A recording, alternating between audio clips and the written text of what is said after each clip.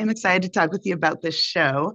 It's so funny because at its heart, it's really a show about kind of a lack of cross-generational communication. There's just something that's not matching up. But then we also have this thing of, we work hard so that the next generation doesn't have to work as hard. But when that's successful, it's annoying. Tell us about kind of that attitude. We'll start with you, Lauren. Tell us about that attitude and how it's worked into the series.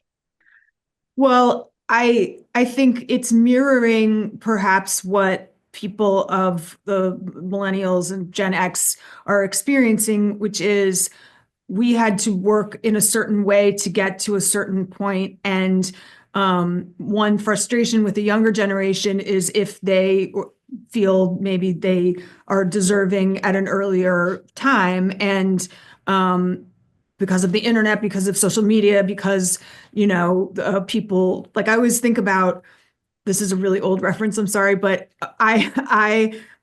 singers now grew up on American Idol. So when they start on American Idol, they're already like better singers than ever we had in the early stages. And that's sort of mirrored in the corporate culture. So yeah, it's about a very real frustration. And also at its heart, I think an attempt to understand each other, like we need each other. And, maybe there isn't the traditional model of mentoring that there used to be, but there's something else that's taking its place. And what is that? And I think even though Monica's sort of can be a scary boss at times, she does see herself in Kriska and in her own weird way wants to be a mentor. Yeah. Well, I love that you talked about, they kind of want to do it before their time. And I think that our timeline in terms of successes has shifted so much. There's a scene where Elliot says to Doug, he was like, oh, I looked for 40 to 50-year-old twinks on Grinder, and you were the only one that popped up. And I love that because there's a bit of arrested development there where it's like, we get to a certain age and people are like, oh, you should just bow out gracefully. And it's like, well, no, I still have a lot that I want to do. Or maybe there are these milestones I haven't quite reached. Tell us about kind of where Doug is in the middle of that. What's his mindset as all of this is happening around him? I think there's a push and pull there. I think he relates to sort of both generations, but he's definitely like I've been saying today, like he's not a confident person. He doesn't know who he is without Monica. He doesn't believe in his talent, even though he is very talented.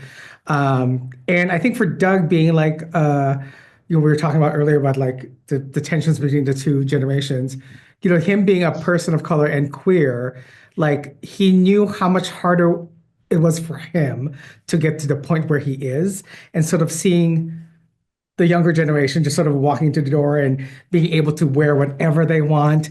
When Doug, if Doug was when Doug was Elliot's age, he could not have done any of that. So it's there's also a little bit of I can't believe you get to do this. Yeah. I know Wilson Cruz just posted a thing from the season finale of My So-Called Life, and he was like, oh, 30 years ago. And I was like, you shut your mouth. Yeah, right. Like, how dare you? So yeah, I totally understand that, but it's such an interesting kind of thing. Now, Lauren, you actually helped executive produce on this. Was there any contribution that you made that you're like particularly proud of? You're like, this is who I saw within my character or within the show as a whole?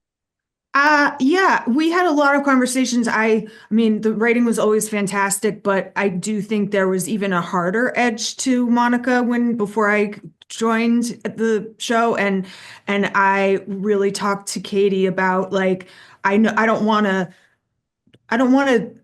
undercut the strength and I don't need to be perfect at all, but I do want to see see sort of like little glimpses of the person under here, and not just be an idea of like a woman in her 50s who's in charge. Like I was like, how can we make sure this is, as specific as it can be going on, and just kind of bringing a little more humanity to her without hopefully taking the funny away. And then especially in the beginning, I sat in on casting of the younger cast, and just was able to offer my, 2 cents, and that it really makes you, and this is why I wanted to be executive producer.